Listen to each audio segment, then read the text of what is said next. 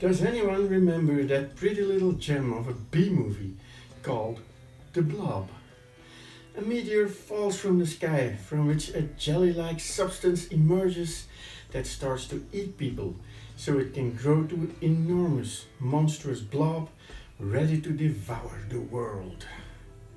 And although it made for an entertaining movie, the plot sounds pretty ridiculous, right? Well, this might surprise you then. It is based on a real life phenomena.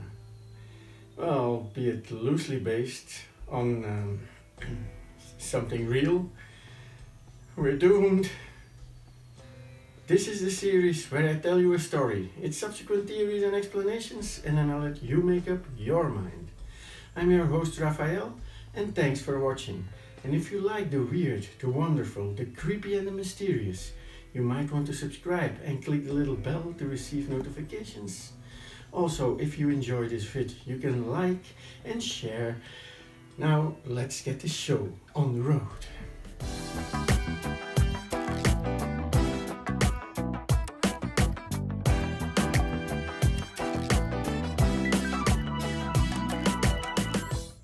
Star jelly, also called astromyxin and astral jelly, is a gelatinous semi-opaque substance or slime sometimes found on the grass or even on branches of trees.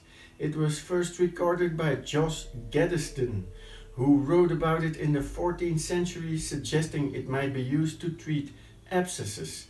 And although numerous eyewitness accounts of the mysterious jelly-like substance have surfaced over the years, the most famous, and the one the blob is based on, happened in Philadelphia. Philadelphia, isn't that the place where that famous experiment was done?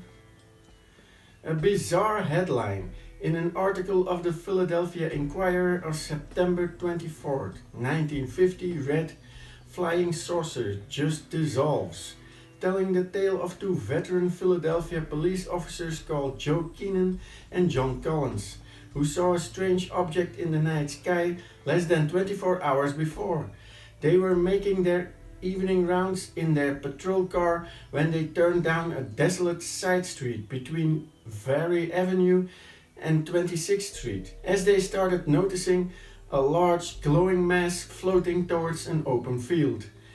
As long as it's floating away from you, it's all good, isn't it? Keenan and Collins wasted no time and began racing towards the unidentified falling object that sparkled when illuminated by their headlights. After they stopped their patrol car, the officers took their flashlights and rushed towards the domed mound of what they described as a purple jelly. The strangely pulsating heap glistened beneath the flashlights. Oh God, it's gonna eat them! The mass was approximately 1.8 meters or 6 feet in diameter and 30 centimeters or 1 foot thick at the center. The edges sloped down from the peak top of this glob, tapering to a lip that was just 5 centimeters or 2 inches thick.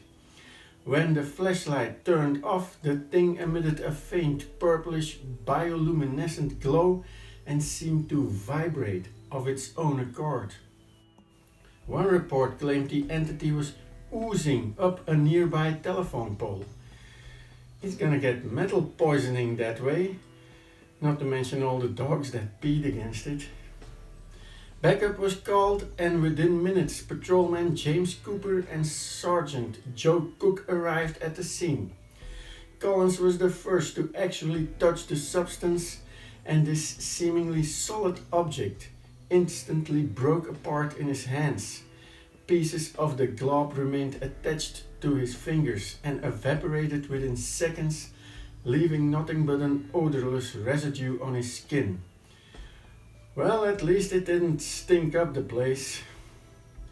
The following day, the police officers were interviewed about their bizarre encounter by a group of newsmen and told them they believed that the glob was a living creature.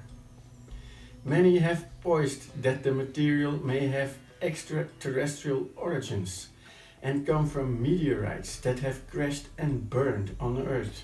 But of course, others disagree.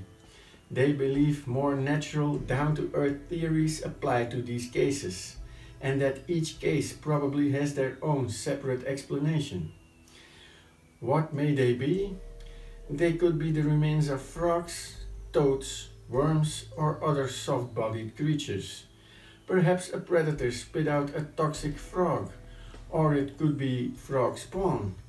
Another theory is that it is actually a type of blue-green algae, which forms colonies made up of cells in a gelatinous sheet that swell up during rainfall. And it could come from stags. When rutting season occurs, these substances are more prominently present in the hillside. I don't want to think of all those people touching these particular stag, well, let's call them leavings.